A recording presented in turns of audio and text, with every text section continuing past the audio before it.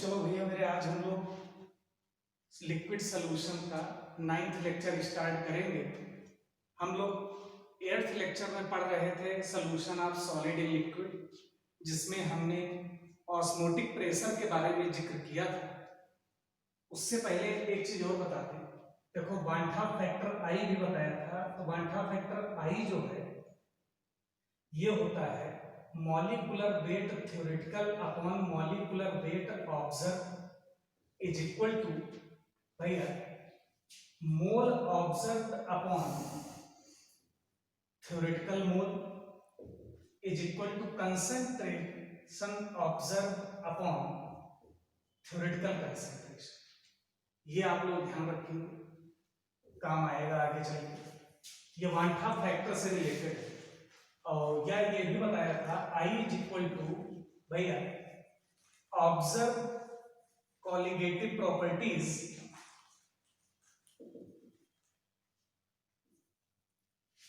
Divided by theoretical colligative properties.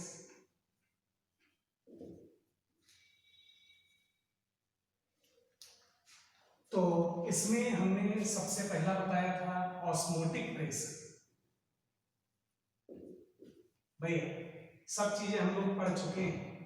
एक चीज और, अगर दो सोल्यूशन हो जिनका ऑस्मोटिक प्रेशर बराबर हो तो हम उनको बोलते हैं आइसोटोनिक सोल्यूशन, यानी कि solutions having same value of pi, pi यानी osmotic pressure, called isotonic solution। यानी यहां पर पाई 1 बराबर पाई 2 होगा। और अगर कभी भैया मान लो पाई 1 ग्रेटर देन पाई 2 है, तो इसका मतलब सोल्यूशन 1 का ऑस्मोटिक प्रेशर सोल्यूशन 2 से ज्यादा है। तो हम ये बोलेंगे जिसका ज्यादा हो उसको बोलते हैं हाइपरटोनिक, और जिसका कम हो उसको बोल देते हैं, या चलो अभी बता दें, हाइपोटोनिक बोलते हैं वैसे। तो हम यहां पर बोलेंगे सोल्यूशन 1 इज हाइपरटोनिक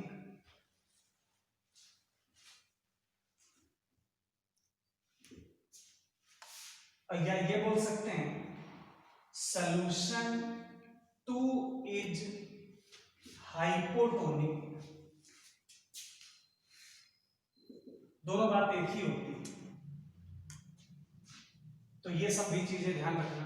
अब याद करो ऑस्मोटिक प्रेशर का फॉर्मूला था pi is equal to C R T. अच्छा सी जो है ये ऑब्जर्व कंसंट्रेशन था और पाई है ये ऑब्जर्व ऑस्मोटिक प्रेशर। और हमें पता है देखो वांठा फैक्टर आई अगर इंट्रोड्यूस करो तो pi observe is equal to लिख सकते हैं, देखो सी ऑब्जर्व की जगह पर क्या लिख सकते हो, सी थ्योरेटिकल इंटू आई। तो आई इंटू सी थ्योरेटिकल इंटू आर टी, ये भी आप कर सकते हो। तो दोनों फॉर्मूले से आप ऑस्मोटिक प्रेशर कैलकुलेट कर सकते हैं। तो आइए हम लोग आज कुछ क्वेश्चंस करते हैं। क्वेश्चन आप लोग लिख लेंगे, हम डायरेक्ट बताते जा रहे हैं फटाफट। सॉल्यूशन है 60 gram urea is dissolve in 5 litre solution at 27 degree centigrade, calculate osmotic pressure. यानी भैया 60 gram urea in 5 litre solution at 27 degree centigrade है, तो हमें इसका पाई बताना है। तो अच्छा आप हमेशा ये वाला फॉर्मूला लगाना, हमेशा ये लगाओ। अच्छा यूरिया के लिए बताया था आई कितना होता है, 1 होता है, मोल अगर निकालनी हो यूरिया के तो मोल आप बताओ भैया 60 ग्राम है तो weight upon molecular wait urea का 60 तो यानी 1 तो और टेम्परेचर भैया 270 नहीं 27 डिग्री सेंटीग्रेड तो यानी कि 300 केल्विन। तो इस वजह से पाई यानी osmotic pressure observe is equal to i कितना हो जाएगा इसका 1 concentration mole divided by volume तो मोल कितना है 1 डिवाइडेड बाय वॉल्यूम वॉल्यूम कितना 5 लीटर इनटू आरटी। अच्छा आर की वैल्यू इस वक्त देखो आर की वैल्यू एटीएम में अगर लेनी हो तो 0.082 लेते हैं और टेम्परेचर आप कितना लोगे 300 तो ये सॉल्व करके आपको रिजल्ट मिल जाएगा। हाँ अगर आप चाहें तो इसको 1/12 भी लिख सकते हैं तो सॉल्व कर लेंगे तो ये पूरा सॉल्व करने पर आपको वैल्यू पता चल जाएगी पाई ऑब्जर्व पहला सवाल हो गया।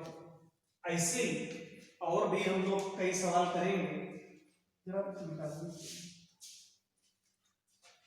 आप चलना पूरे 5 मिनट क्यों यही मिल जाए तो अपने नाम से ले लो या फिर अंकित के नाम से ले लो ना आईडी पूछेंगे ना तो वो दे देगा ना अंकित वो है तो उतना कोई कर देगा तो तुम अपनी दे दो उसमें कर तो दो। हम आए नहीं हैं हम लाए अरे यार तो हम तो पढ़ा रहे हैं अंकित को बुला लो फिर तो गड़बड़ हो जाएगा। फिर उसका अपने नाम रोकिएगा हम जा रहे हैं। हाँ हम रोक लेंगे वीडियो की दिक्कत नहीं तुम कर लो बस। अब देखो अगला क्वेश्चन है क्वेश्चन नंबर 2 है 58.5 ग्राम NaCl dissolved in 5 liter solution at 27 degree centigrade then calculate osmotic pressure in ATM बताना है। फिर वही बात भैया 58.5 ग्राम NaCl in 5 लीटर सोल्यूशन है एट 27 डिग्री सेंटीग्रेड तो इसका पाई बताना है। मोल ऑफ NaCl निकाल लो तो वेट कितना 58.5 डिवाइडेड बाय मॉलिक्यूलर वेट भी इसका होगा 58.5 तो 1 हो गया। अच्छा NaCl याद करो स्ट्रॉन्ग इलेक्ट्रोलाइट होता है। अच्छा स्ट्रॉन्ग इलेक्ट्रोलाइट है तो I इज इक्वल टू कितना होता था N और NaCl कितने पार्टिकल में डिसोसिएट करेगा 2 तो इसका I हो जाएगा 2 क्योंकि NaCl स्ट्रॉन्ग इलेक्ट्रोलाइट है डिसोसिएट करेगा तो पाई इसका अगर लिखें तो भैया I कितना हो गया 2 C concentration 1/5 mole divided by volume into R की वैल्यू 1/12 इनटू टेम्परेचर 300 डायरेक्ट आप सॉल्व कर लें आंसर आ जाएगा। ऐसे ही ये पूरी वैल्यू जो आएगी वो एटीएम में निकल के आएगी। तीसरा सवाल आ जाए। तीसरा सवाल है calculate the osmotic pressure of 10% weight by volume aqueous urea solution at 27 degree centigrade in ATM. भैया कभी भी लिखा हो x% वेट बाय वॉल्यूम लिखा हो तो इसका मतलब होता है x ग्राम सोल्यूट इन 100 ml सॉल्यूशन। तो यहीं से अब देखो दिया क्या गया है 10% weight by volume aqueous urea solution है। तो अगर ऐसा है तो भैया बताओ 10 ग्राम क्या हो जाएगा ये 10 ग्राम यूरिया तो 10 ग्राम यूरिया इन 100 ml सॉल्यूशन। तो वॉल्यूम इन लीटर पता है टेम्परेचर भैया 27 डिग्री सेंटीग्रेड बोल रहा है बहुत आसान हो जाएगा। 10 ग्राम यूरिया, तो मोल ऑफ यूरिया अगर देखा जाए तो भैया वेट अपॉन मॉलिक्यूलर वेट 60, तो 1/6 आ गया। तो इसका ऑस्मोटिक प्रेशर निकाल दो। अच्छा यूरिया के लिए बताओ भैया आई कितना होगा, 1 होगा, तो आई 1 हो गया। Concentration mole divided by volume, तो 1/6 divided by volume of solution 100 ml है। इसको लीटर में कन्वर्ट करने के लिए 10⁻³ से मल्टीप्लाई कर दो। आर की वैल्यू वही 1/12 रख दो, टेम्परेचर 300 रख दो, वैल्यू सॉल्व कर लो, आंसर आ जाएगा आपका। ऐसे ही भैया क्वेश्चन नंबर 4 पे आ जाओ।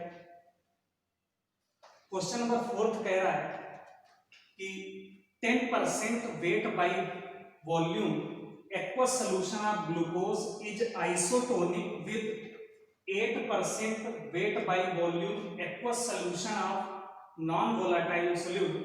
Calculate molecular weight of solute. बहुत आसान है भैया। 10% weight by volume aqueous solution है ग्लूकोज का and 8% weight by volume aqueous solution है non volatile solute.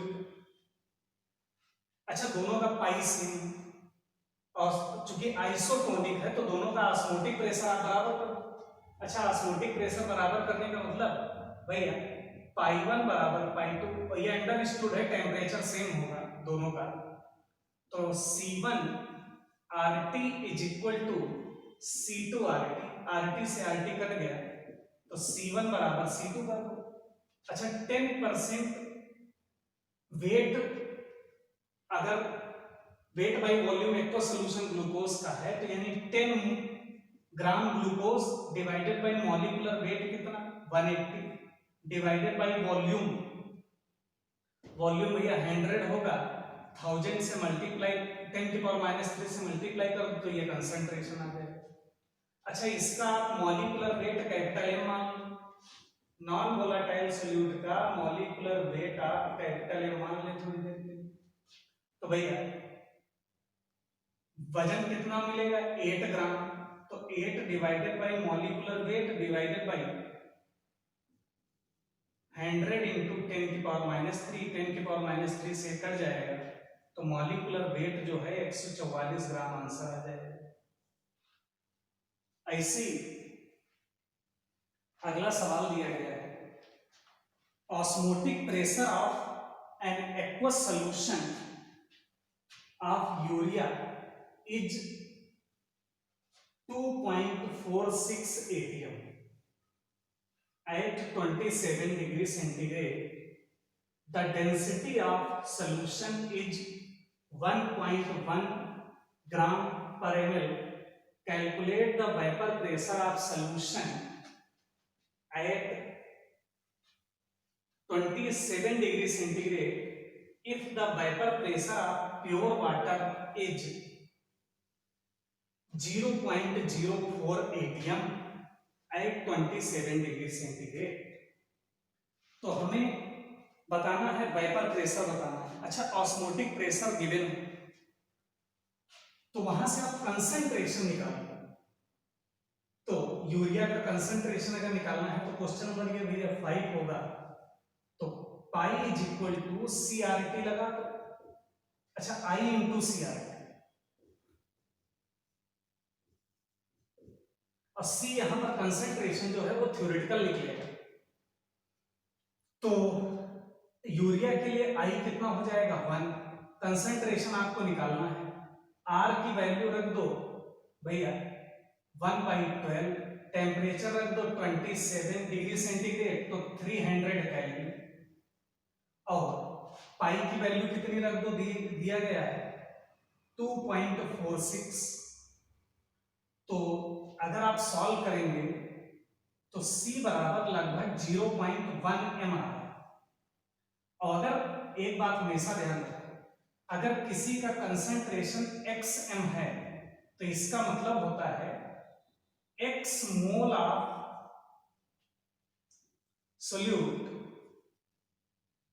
dissolve in भैया 1 लीटर सोल्यूशन, 1 लीटर सोल्यूशन में x मोल सोल्यूट के डिसॉल्व है, तो यहां से हम क्या बोलेंगे 0.1 mole of urea in 1 litre solution, 1 litre solution. अब अगर कभी भी ध्यान रखना वेपर प्रेशर आप, हालांकि अभी आगे चल के हम बताएंगे, वेपर प्रेशर आप सोल्यूशन अगर निकालना हो फॉर नॉन वोलाटाइल सोल्यूट, मतलब सोल्यूशन में नॉन वोलाटाइल सोल्यूट प्रेजेंट हो, तो हम लिखते हैं mole fraction of solvent into P not of solvent, ये आप फार्मूला देंगे। अब भैया मोल फ्रैक्शन ऑफ, तो वेपर प्रेशर ऑफ सोल्यूशन अगर निकालना हो तो आपको निकालना पड़ेगा मोल फ्रैक्शन ऑफ सॉल्वेंट, और मोल फ्रैक्शन ऑफ सॉल्वेंट निकालने के लिए हमें मोल ऑफ सॉल्वेंट निकालना पड़ेगा। अब सॉल्वेंट कौन है? वाटर। तो अगर आप ध्यान दें भैया डेंसिटी गिवन है सोल्यूशन, तो डेंसिटी ऑफ सोल्यूशन अगर देखा जाए तो भैया कितना आ रहा है, जो गिवन है वो गिवन है 1.1 ग्राम पर ml गिवन। अच्छा डेंसिटी इनटू वॉल्यूम, तो भाई मेरे ये इतना तो सबको पता है, तो mass of solution is equal to density into क्या कर दो वॉल्यूम। डेंसिटी गिवन है 1.1, वॉल्यूम 1 लीटर, तो डेंसिटी 1 लीटर है, तो इसको भैया 1000 से मल्टीप्लाई कर लेना, तो ये ml में आ जाएगा। तो अब आपको मिल जाएगा, अगर देखा जाए तो भैया इन दोनों को मल्टीप्लाई कर लो, तो जो मास ऑफ सॉल्यूशन यहां से निकाल लो, और जब मास ऑफ सॉल्यूशन आ गया तो मास ऑफ सॉल्वेंट क्या होगा भैया, mass of solution is equal to क्या लिखोगे, mass of solvent plus mass of solute. तो यहां से भैया 1.1 into 1000 is equal to mass of solvent plus mass of solute. Mass of solute बताओ भैया, मोल बताओ, यूरिया की यूरिया का मॉलिक्यूलर वेट कितना होगा 60 ग्राम, तो मोल से मल्टीप्लाई कर दो, तो बताओ इसको लिख दोगे, मोल कितना हो जाएगा इसका 0.1 इंटू 60, तो यहां से मास ऑफ सॉल्वेंट निकालो, और जब मास ऑफ सॉल्वेंट आ गया तो मोल ऑफ सॉल्वेंट क्या लिखोगे, mass of solvent divided by molecular weight 18, तो मोल ऑफ सॉल्वेंट आ गया तो मोल फ्रैक्शन ऑफ सॉल्वेंट भी आ जाएगा। तो अब आप इस फॉर्मूले में पुट कर दो, तो मोल फ्रैक्शन ऑफ सॉल्वेंट यानी कि मास of solvent divided by 18 divided by total mole.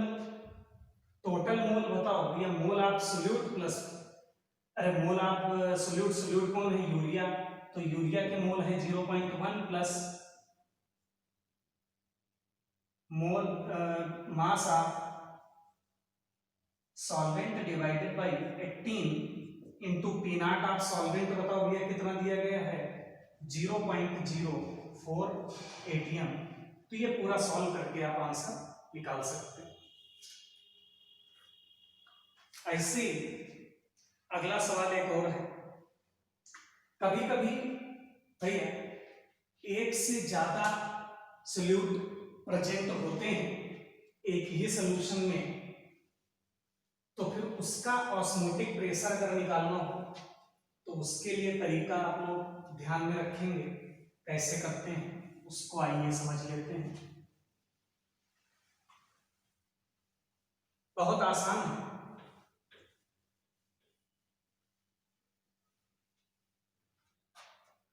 देखो, जैसे केस फर्स्ट हम ले रहे हैं, पहला केस है व्हेन मोर देन वन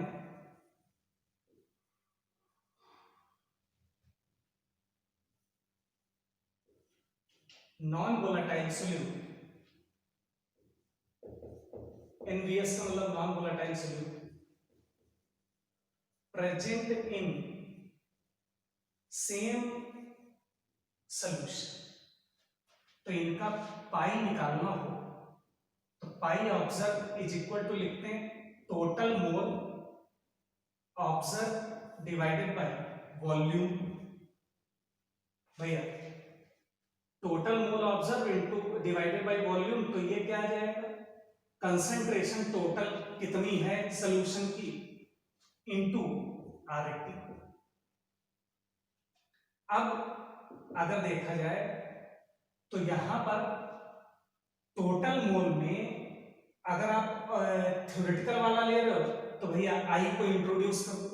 तो इस हिसाब से अगर आप चाहें तो लिख सकते हैं n1 प्लस n2 प्लस, ऐसे ही करते चले जाओ, divided by volume into RT, इस तरीके से। अब इसमें क्वेश्चन हम दे रहे हैं तो क्वेश्चन नंबर ये 6 हो जाएगा। देखो 60 gram urea and 58.5 gram NaCl dissolved in 5 liter solution at 27 degree centigrade, then calculate osmotic pressure। तो भैया 60 ग्राम यूरिया और 58.5 ग्राम NaCl इन 5 लीटर सोल्यूशन, मतलब ये भी और ये भी दोनों प्रेजेंट एट 27 डिग्री सेंटीग्रेड। तो इनका पाई बताना है। अच्छा यूरिया के लिए बताओ आई कितना होता है 1। NaCl, भैया NaCl स्ट्रॉन्ग इलेक्ट्रोलाइट है, तो स्ट्रॉन्ग इलेक्ट्रोलाइट का आई किसके बराबर होता है, n के बराबर। n बताता है नंबर ऑफ पार्टिकल में कितने डिसोसिएट करेगा, तो NaCl 2 में डिसोसिएट करेगा, तो आई बराबर 2। मोल अगर निकालोगे तो मोल भैया वेट कितना है 60 डिवाइडेड बाय मॉलिक्यूलर वेट 61। मोल अगर इसके निकाले जाए तो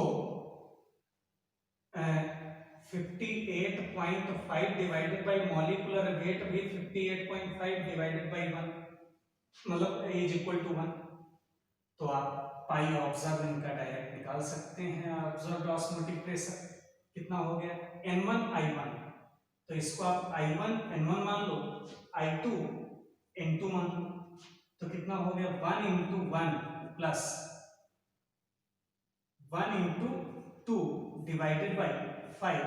R की वैल्यू 0.082 into टेम्परेचर 300, सॉल्व कर लो आंसर आ जाएगा।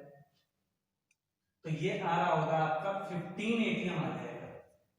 और वैसे भी चाहो तो कर सकते हो, याद करो अभी हमने इसका ऑस्मोटिक प्रेशर निकाला था, सबसे पहला सवाल, ये दूसरा सवाल था, उससे भी आप पाई 1 प्लस पाई 2 भी कर सकते हो। तो ये केस पहला है। अब दूसरा केस ले रहे हैं कि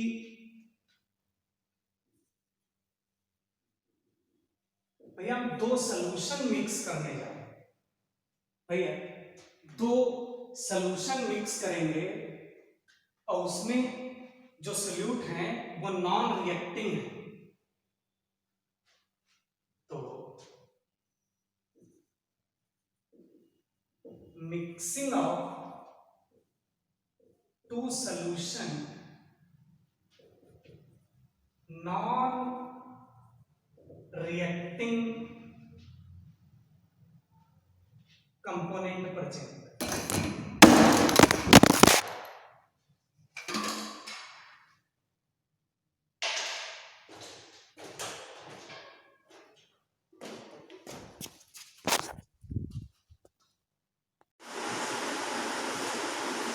तो भैया अब हम अगला केस लेने जा रहे हैं। ऑस्मोटिक प्रेशर कैलकुलेट करेंगे जब दो या दो से ज़्यादा सॉल्यूशन मिक्स कर दिए जाए और जो सॉल्यूशन मिक्स किए जा रहे हैं उसमें नॉन रिएक्टिंग सोल्यूट प्रेजेंट है, मतलब मिलाने के बाद वो रिएक्ट नहीं करते। तो उसका अगर ऑस्मोटिक प्रेशर निकालना हो तो कैसे निकाला है, आइए हम लोग सीखते हैं। तो ऑस्मोटिक प्रेशर का फॉर्मूला आप लोग को याद होगा, pi is equal to I into C R T लिखते हैं। अच्छा, चाहो तो इसी को आप लिख सकते हो N I upon V into R T, ये मोल्स डिवाइडेड बाई वॉल्यूम। अच्छा, तो एन आई अगर यहाँ से लिखा जाए तो N I is equal to क्या लिख दोगे, pi B upon R T. तो यहाँ से अगर मान लो भैया N1 I1 is equal to लिखा जाए तो क्या लिखेंगे, pi one B one upon R T, और N2 V2 अगर लिखा जाए तो क्या लिखोगे, pi two V2 upon R T. अब अगर आप मिक्स कर दो भैया, तो मिक्स करने के बाद जो रिजल्टिंग सोल्यूशन बनेगा उसका जो ऑस्मोटिक प्रेशर है उसको हम बोलेंगे पाई फाइनल। तो पाई फाइनल अगर लिखना हो तो क्या लिखो भैया, N total upon B total. तो ये क्या हो जाएगा, total concentration into R T. अच्छा, एन टोटल में कौन कौन आएगा अगर लिखा जाए तो हम लिखेंगे भैया N1 I1 plus N2 I2 divided by total volume V1 plus V2 plus V3 into R.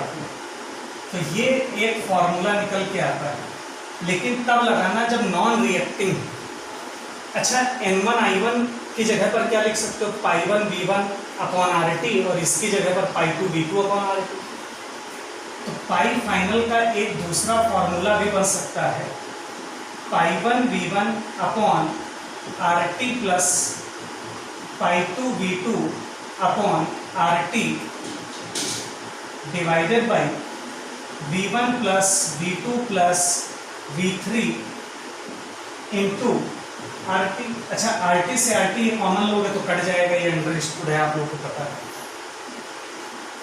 तो पाई फाइनली कितना आ जाएगा, pi one V1 plus pi two V2 divided by V1 plus V2 plus V3। तो ये वाला formula कब use करोगे, जब ऑस्मोटिक प्रेशर और वॉल्यूम गिवन हो। ये वाला तब यूज करना मोल या फिर वेट वगैरह गिवन हो सोल्यूट का, तब आप यूज करो। तो आइए हम लोग इस पे कुछ क्वेश्चन करते हैं। क्वेश्चन है भैया, 100 ml of an aqueous urea solution with osmotic pressure 6 atm is mixed with 200 ml of an aqueous glucose solution with osmotic pressure 3 atm, calculate osmotic pressure of resulting solution. तो भैया question बहुत आसान है। पहला question है 100 ml aqueous urea, भैया 100 ml aqueous urea, और इसका ऑस्मोटिक प्रेशर बताओ कितना दिया गया है, 6 atm दिया गया है, और 200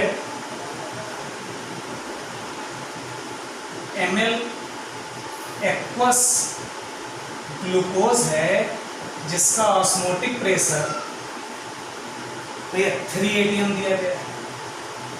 अब देखो ऑस्मोटिक प्रेशर पता है, वॉल्यूम पता है, डायरेक्ट ये वाला फॉर्मूला लगा दो, इनको मिक्स करके जो पाई फाइनल बनेगा वो बनेगा पाई 1 V1, यानी कि 6 × 100 प्लस भैया 3 × 200 divided by and total volume 100 plus 200। तो ये सॉल्व करके आपको भैया 4 ATM मिल जाएगा। अब ऐसे ही अगर मान लिया अगला सॉल्यूशन लिया जाए, नहीं अगला क्वेश्चन है 60 ग्राम यूरिया। देखो क्वेश्चंस बहुत आसान होते हैं, बस थोड़ा सा कंसेप्ट आपको पता होना चाहिए। देखो कह रहा है 60 gram urea in 2 litre solution at 27 degree centigrade is mixed with 180 gram glucose in 3 litre solution at 27 degree centigrade, then calculate osmotic pressure of resulting solution। तो भैया सेकेंड क्वेश्चन है 60 ग्राम यूरिया और इसका वॉल्यूम जो लिया गया है, volume लिया गया है 2 लीटर और 180 ग्राम ग्लूकोज लिया गया है। 180 ग्राम ग्लूकोज है, इसका वॉल्यूम कितना 3 लीटर। अब इसको मिक्स कर दिया गया। अब देखो मोल ऑफ यूरिया आप डायरेक्ट निकाल सकते हो। मोल ऑफ यूरिया बताओ कितना, weight upon molecular wait 1। Glucose के मोल अगर देखा जाए तो भैया वेट कितना है 180 डिवाइडेड बाई मॉलिक्यूलर वेट भी 180 तो 1। अच्छा ग्लूकोज का आई कितना होता है 1, यूरिया का भी आई कितना होता है 1। तो फॉर्मूला यहाँ पर क्या लगाओगे, pi final is equal to N1I1, तो 1 × 1 plus N2I2 1 × 1 divided by total volume. और अगर टोटल वॉल्यूम की बात करें देखो टोटल वॉल्यूम अगर देखा जाए तो भैया कितना लिखोगे 2 + 3 इंटू आर की वैल्यू 1/12 ले लो इंटू 1/12 इंटू टेम्परेचर भैया 300 केल्विन बनेगा। तो इस हिसाब से आप सॉल्व कर लोगे तो ये वैल्यू आ रही है 10। ऐसे ही अगला हम ले रहे हैं कि जब 2 या 2 से ज़्यादा सॉल्यूशन मिक्स कर दिए जाएं, लेकिन जो वहाँ पर सोल्यूट हैं वो रिएक्टिंग, नॉन रिएक्टिंग के बजाय अब हम रिएक्टिंग वाले ले रहे हैं। अब इसको सीधे हम एक क्वेश्चन से ही आपको समझा रहे हैं। देखो क्वेश्चन दिया गया है 2 लीटर ऑफ 1 mAgNO3 भैया 2 लीटर ऑफ 1 mAgNO3 मिक्स किया गया है 3 लीटर ऑफ 2 MnSCl। अच्छा तो अगर यहाँ पर देखा जाए तो मोल ऑफ AgNO3 बताओ कितना लिखोगे भैया। Mole of AgNO3 molarity into volume कर दो तो 1 × 2 यानी 2 मोल आ गया। और यहाँ पर मोल ऑफ NaCl अगर देखा जाए तो 2 × 3 यानी कि 6 मोल।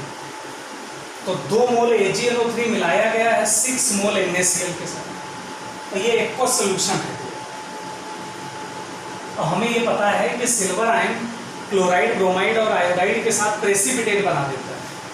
और जो अमाउंट ऑफ सोल्यूट प्रेसिपिटेट के फॉर्म में होता है, या ये बोलते हैं जो कंपाउंड प्रेसिपिटेट के फॉर्म में होता है उसका कॉलिगेटिव प्रॉपर्टीज से कोई लेना देना नहीं होता।